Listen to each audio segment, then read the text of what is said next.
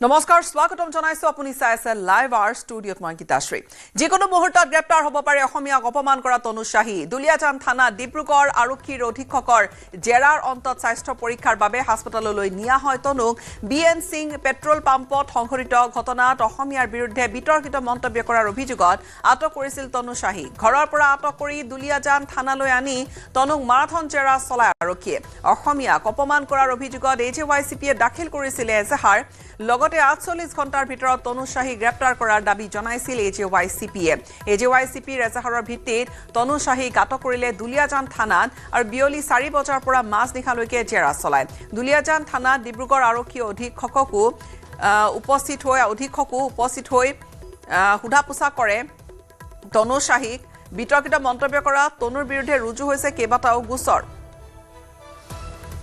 এজেৱাইচিপিৰ এজাহাৰৰ ভিত্তিত তনু শাহীক আটক কৰে দুলিয়াজান থানাত বিয়লি ৪ বজাৰ পৰা মাজ নিশালৈ জেৰা দুলিয়াজান থানা ডিব্ৰুগড় পেট্ৰল পাম্পত যি লিজত লোৱা যি তনু শাহীক আচলতে কালি দুলিয়াজান আৰক্ষীয়ে থানালৈ তলব কৰা হৈছিলে বিয়লি ৪ বজাত থানালৈ তলব কৰা হৈছিলে আৰু তাৰ পিছৰ পৰা প্ৰায় নিশা ১২ বজালৈকে যি তনু শাহীক আচলতে আৰক্ষীয়ে সোধা পোছা কৰিছিলে আৰু তাৰপিছতে যি নিশা প্ৰায় ১:৩০ মান বজাত ডিব্ৰুগড় জিলাৰ যি আৰক্ষী অধীক্ষক ৰাকেশ ৰেড্ডি ডাঙৰীয়া উপস্থিত হৈছিলে আৰু ৰাকেশ ৰেড্ডিয়ে তেওঁ ব্যক্তিগতভাৱে তেওঁক সোধা পোছা তেওঁ কৰিছিলে আৰু তাৰপিছৰ পৰা কিন্তু এটা কথা ক'ব লাগিব তাৰ যি মেডিকেল যি পৰীক্ষা আচলতে যি যাৱতীয় পৰীক্ষাসমূহ থাকে পৰীক্ষাসমূহ কৰিবৰ কাৰণে তেওঁ মেডিকেললৈ লৈ যোৱা আছিলে তাৰ পাছৰ পৰা আচলতে তনু শাহী ক'ত গ'ল আমি গোটেই সংবাদ মাধ্যমে আচলতে বিচাৰি ফুৰিব লগা হৈছিলে আমি আৰক্ষী প্ৰশাসনৰ আচলতে কথা পাতিছিলোঁ আৰক্ষী শিক্ষক বিষয়াসকলক কথা পাতিব চেষ্টা কৰিছোঁ কিন্তু সকলো আৰক্ষী শিক্ষক বিষয়াই আচলতে দায় হোৱা এক মন্তব্য তেওঁলোকে প্ৰদান কৰি আভুৱা ভৰাবলৈ চেষ্টা চলাইছিলে আৰু যাৰ প্ৰতিবাদত আজি পুৱাৰে পৰা যি দুলিয়াজানৰ প্ৰায় ১১টাকৈ দল সংগঠনে দুলিয়াজান চহৰ আচলতে বন্ধ তেওঁলোকে আহ্বান কৰিছিলে আৰু এই বন্ধৰ প্ৰভাৱ ইতিমধ্যে সৰ্বাত্মকত প্ৰকাশ পোৱা দেখা গৈছে মোৰ লগত আছে টাইম ছাত্ৰ সন্থাৰ বিষয়ববী আছে তনু শাহীক কালি আৰক্ষীয়ে মাতি নিছিলে সোধা পোছা কৰিলে কিন্তু গ্ৰেপ্তাৰ এতিয়ালৈকে বৰ্তমান কৰা নাই কি কয় এই সমগ্ৰ ঘটনাৰ যিটো মূল কাণ্ডাৰী বিএন সিং পেট্ৰল পাম্পৰ স্বত্বাধিকাৰীক এতিয়ালৈকে আৰক্ষীয়ে তলব পোৱা নাই তেখেতৰ ওপৰত এতিয়ালৈকে চকুত জাৰি কৰা নাই তেখেতক এতিয়ালৈকে সোধ পোছৰ কাৰণে মাতি অনা নাই আৰু যিগৰাকী বিতৰ্কিত ব্যক্তি তনু শাহী নামৰ যিগৰাকী ব্যক্তি হৈ আছে তেখেতৰ ওপৰত অসমৰ জিলাই আজি এজাহাৰ দিয়া হ'ল অসমৰ জিলাই তেখেতৰ ওপৰত গোচৰ ৰুজু কৰা হ'ল কিন্তু এতিয়ালৈকে আৰক্ষীয়ে তেখেতক গ্ৰেপ্তাৰ কৰা নাই কেৱল মাত্ৰ সোধ পোছৰ কাৰণেহে আচলতে তেখেতক মানে আনিছে বুলি আমি জানিব পাৰিছোঁ যাৰ কাৰণে সমগ্ৰ অসমৰ আজি বাতাবৰণ পৰিৱেশ পৰিস্থিতি প্ৰতিবাদমুখৰ হৈছে আজি দুলিয়াজানত ১১টাকৈ জাতীয় জনগোষ্ঠী আমি প্ৰতিবাদ কৰিবলৈ আছে বন্ধৰ আহ্বান কৰিছে আপোনালোকে নিশ্চিতভাৱে দেখিছে দুলিয়াজানবাসী ৰাইজৰ যিটো অভূতপূৰ্ব সঁহাৰি দোকান পোহাৰ ব্যৱসায়িক প্ৰতিষ্ঠান সকলোৱে বন্ধ কৰি আজি অনিশ্চিতভাৱে এটা কথা ক'বই লাগিব যে বন্ধ কাৰো কাম্য নহয় কিন্তু উপায়হীন হৈ পেলাই আমি শেষত গণতান্ত্ৰিক পৰিভাষা বুজাবৰ কাৰণে অসম আৰক্ষীয়ে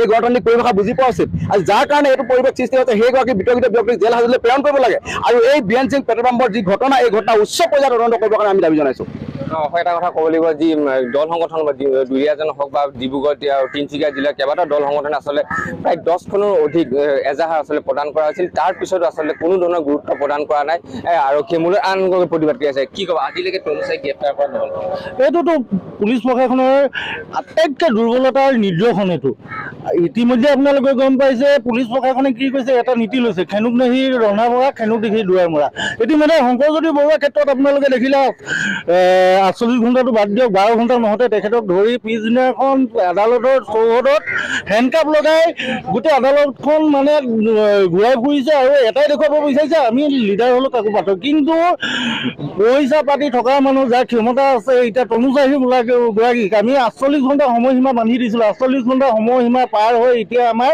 প্ৰায় ৫৬ ঘণ্টা হ'বলৈ হ'ল কিন্তু তেওঁক এতিয়ালৈকে যোনটো পুলিচ প্ৰশাসনৰ নীতিৰ মতে তেওঁক গ্ৰেপ্তাৰ কৰা হোৱা নাই তেওঁক অকল জেৰা কৰিবলৈ মাতি থকা হৈছে মাতি আনি ইয়াত চাহ খুৱাইছে বিস্কুট খুৱাইছে পঠিয়াই দিছে সেইটো কাৰণে কৈছোঁ খেনুক দেখি ৰন্ধা বঢ়া খেনুক দেখি দুৱাৰ মৰা নীতি গ্ৰহণ কৰিছে পুলিচ প্ৰশাসনে আৰু এগৰাকী অসম বিৰোধী মহিলাক পুলিচ প্ৰশাসনে কাৰ কথা শুনি পিনে কোনো ৰাজনৈতিক নেতাই পাৱাৰ দি পিনে তেওঁক এতিয়ালৈকে গ্ৰেপ্তাৰ হোৱাৰ পৰা বচাই লৈছে সেইটো কেনেকৈ খালি যোনে হওক তেওঁক খালি এটা কথা সকীয়াই দিব বিচাৰিছোঁ আপুনি বদলৰ ৰূপ ধাৰণ কৰি আপুনি এই তনু শাহীক সহায় কৰি নাথাকিব সহায় কৰি থকা আপোনাৰ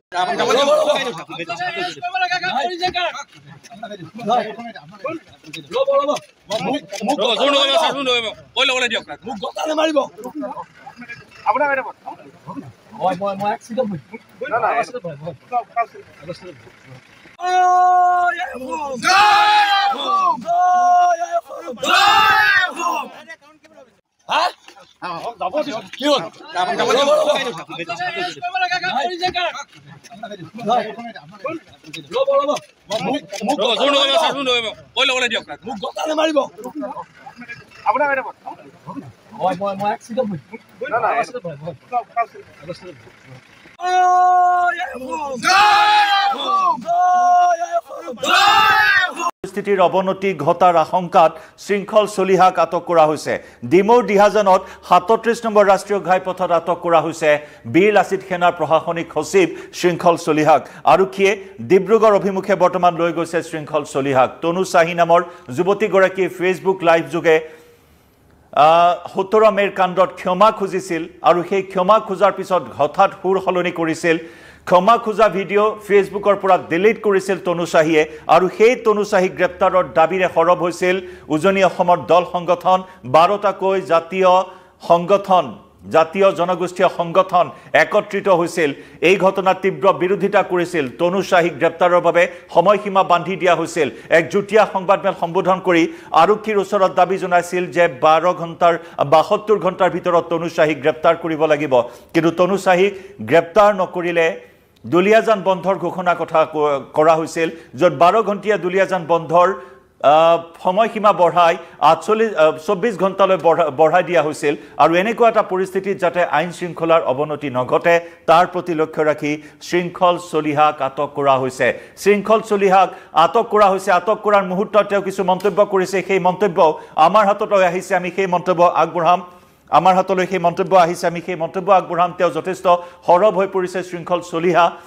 বিশেষকৈ শংকৰজ্যোতি বৰুৱা, আছুৰ প্ৰাক্তন সাধাৰণ সম্পাদক শংকৰজ্যোতি বৰুৱাক গ্ৰেপ্তাৰ কৰি কাৰাগাৰলৈ নিক্ষেপ কৰাৰ পাছত বা ডিব্ৰুগড় সদৰ থানাত কাৰাবন্দী কৰি ৰখা অৱস্থাত শৃংখল চলিহাই প্ৰতিক্ৰিয়া প্ৰকাশ কৰিছিল যে আন নাথাকিলেও শৃংখল চলিহা শংকৰজ্যোতি বৰুৱাৰ কাষত থিয় হৈ থাকিব। তেওঁ তেনেদৰে কৈছিল। আৰু সমগ্ৰ ঘটনা বিতৰ্কৰ এইকাৰণে সূত্ৰপাত হৈছিল তনু চাহি নামৰ যুৱতীগৰাকীয়ে ১৭ মে'ত যি মাৰপিট কাজিয়াৰ সূত্ৰপাত হৈছিল সেইদিনা অসমীয়াক তুচ্ছ তাচ্ছিল্য কৰি কিছু মন্তব্য কৰিছিল। ফ্ৰীতে খোৱা বুলি মন্তব্য কৰিছিল। কটু মন্তব্য কৰিছিল। অতি কটু মন্তব্য কৰাৰ তীব্ৰ বিৰোধিতা কৰিছিল বীৰ লাচিত সেনাকে ধৰি বিভিন্ন জাতীয় আৰু জনগোষ্ঠীয় সংগঠনসমূহে। আৰু সেই যুৱতীগৰাকীক ক্ষমা খোজাৰ বাবে দাবী জনোৱা হৈছিল। ক্ষমা খুজিলে তনু চাহিয়ে আৰু তনু চাহিয়ে ক্ষমা খোজাৰ পাছতো কিন্তু সেই ভিডিঅ' ডিলিট কৰি দিয়া হ'ল। অতি মিথ্যাচাৰৰ আশ্ৰয় লৈ শংকৰজ্যোতি বৰুৱাৰ বিৰুদ্ধে এজাহাৰ দাখিল কৰা নাই বুলি উল্লেখ কৰিলে। কিন্তু বাস্তৱ ক্ষেত্ৰত শংকৰজ্যোতি বৰুৱাৰ নামো এজাহাৰত উল্লেখ কৰা হৈছিল। আৰু সেই মিথ্যাচাৰৰ আশ্ৰয় লোৱা যুৱতীগৰাকীয়ে যেতিয়া সমালোচনাৰ সন্মুখীন হ'ল আৰু তাৰ পিছতে হঠাৎ ফেচবুকৰ পৰা সেই ক্ষমা খোজা ভিডিঅ' ডিলিট কৰি দিলে। আৰু তাৰ পিছতে পুনৰ সৰব হৈ উঠিল বিভিন্ন দল সংগঠন। আৰু শৃংখল চলিহাই যিহেতু ১২ ঘণ্টীয়া দুলীয়াজান বন্ধৰ ঘোষণা কৰিছিল আৰু এই সময়ছোৱাত শৃংখল চলিহাকো দুলীয়াজানৰ অ'চিয়ে এটা ভাবুকি ভৰা SMS প্ৰেৰণ কৰিছিল। আৰু সেই SMS প্ৰেৰণ কৰাৰ পাছতে শৃংখল চলিহাই ফেচবুকত বা ছ'চিয়েল মিডিয়াৰ জৰিয়তে জনাইছিল যে তেওঁক অতি শীঘ্ৰেই গ্ৰেপ্তাৰ কৰা হ'ব। গ্ৰেপ্তাৰ হ'লেও আন্দোলন চলাই থকাৰ বাবে তেওঁৰ সমৰ্থকসকলক বা দল সংগঠনসমূহক আহ্বান জনাইছিল। কি মন্তব্য কৰিছিল আজি আটক কৰাৰ পূৰ্বে শৃংখল চলিহাই, আমি সেই মন্তব্য আগবঢ়াই ল'ব বিচাৰিছোঁ। এবাৰ শুনক।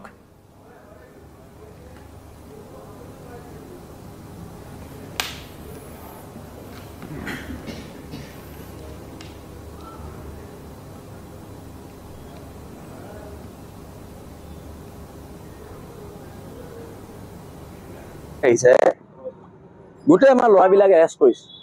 তাৰ গণতন্ত্ৰত কি হৈছে? সেই অনা অসমীয়া ছোৱালীজনীক এৰেষ্ট কৰি আমাৰ ল'ৰাবোৰৰ ওপৰত অসম আৰক্ষীয়ে বৰমতা দেখুৱাই আছে। কি হৈছে? কি হৈছে কি ইয়াত? গণতন্ত্ৰত কি হৈছে এইবিলাক? আৰু যিমানখিনি ল'ৰা এৰেষ্ট কৰিছে সকলোকে সংগ্ৰামী অভিনন্দন মই জ্ঞাপন কৰিছোঁ। তোমালোকৰ হাতত লৈ আহিছে আমি সেই মন্তব্য আগবঢ়াই ল'ব বিচাৰিছোঁ। এবাৰ শুনক। আমাৰ প্ৰশ্ন আছে তাত। আৰু যিমানখিনি ল'ৰা এৰেষ্ট কৰিছে সকলোকে সংগ্ৰামী অভিনন্দন মই জ্ঞাপন কৰিছোঁ। তোমালোকৰ হাতত লগোৱা হেণ্ডকাপডাল আমাৰ কাৰণে অলংকাৰ, জাতিৰ কাৰণে অলংকাৰ। আৰু এনেকুৱা হাজাৰ হেণ্ডকাপ পিন্ধিবলৈ বীৰ লাচিত সেনা সৈনিক সাজু আছে। কিন্তু গণতন্ত্ৰৰ বাবে আৰু জাতিৰ বাবে দুৰ্ভাগ্যজনক কথা, ফেচিষ্ট চৰকাৰ এখন, ফেচিষ্ট চৰকাৰ, ভয়াতুৰ চৰকাৰ। আমাৰ ল'ৰাবোৰৰ ওপৰত অসম আৰক্ষীয়ে বৰমতা দেখুৱাই আছে। কি হৈছে? কি হৈছে কি ইয়াত? গণতন্ত্ৰত কি হৈছে এইবিলাক? আমাৰ প্ৰশ্ন আছে তাত। আৰু যিমানখিনি ল'ৰাই এৰেষ্ট কৰিছে সকলোকে সংগ্ৰামী অভিনন্দন মই জ্ঞাপন কৰিছোঁ। তোমালোকৰ হাতত লগোৱা হেণ্ডকাপডাল আমাৰ কাৰণে অলংকাৰ, জাতিৰ কাৰণে অলংকাৰ। আৰু এনেকুৱা হাজাৰ হেণ্ডকাপ পিন্ধিবলৈ বীৰ লাচিত থানা সৈনিক সাজু আছে। কিন্তু গণতন্ত্ৰৰ বাবে আৰু জাতিৰ বাবে দুৰ্ভাগ্যজনক কথা, ফেচিষ্ট চৰকাৰ এখন, ফেচিষ্ট চৰকাৰ, ভয়াতুৰ চৰকাৰ, ভয়াতুৰ অসম পুলিচ।